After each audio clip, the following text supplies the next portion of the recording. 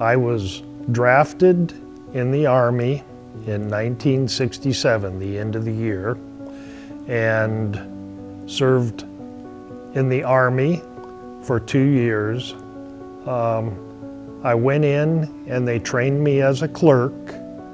I went to Vietnam and spent the entire year of 1969 and felt pretty good about it.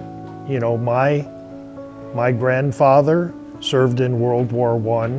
My father served in World War II. 5 of my uncles served in World War II and Korea.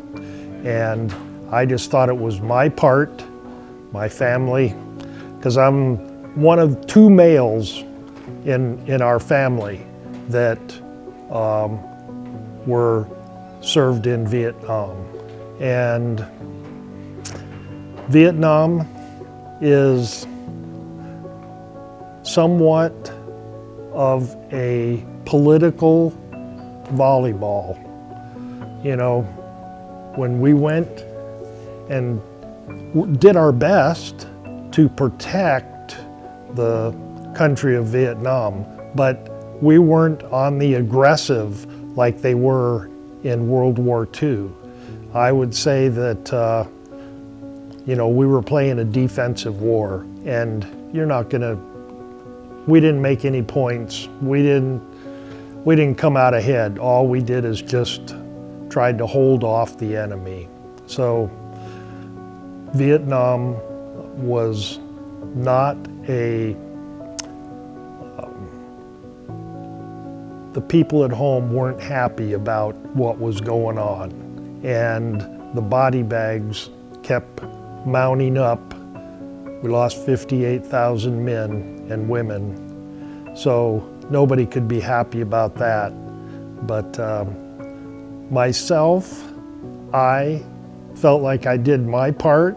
I was proud to go for my country, and when we came home from serving our time, we weren't welcomed like even an American should have been welcomed.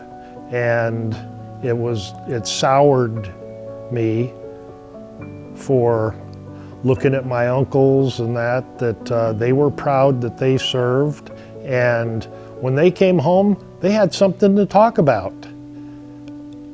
Us Vietnam veterans, it was a difficult time. We couldn't even talk to each other, hardly, about the war. So the people today, you know, that weren't around 50 years ago, they don't know how we were treated. But I actually felt like I was in a closet for almost 40 years. It wasn't until I moved into the little town of Menifee that we started a veterans club in our Oasis community. And from that point, I opened up and felt a lot more pride in being a veteran. The service will allow you to grow up and be responsible, help your fellow man, always make sure that you've got somebody watching your back like your buddy, and that's what it taught us. And you know, it wasn't easy. I remember the day I came home that my sisters told me to take off my uniform and hang it up.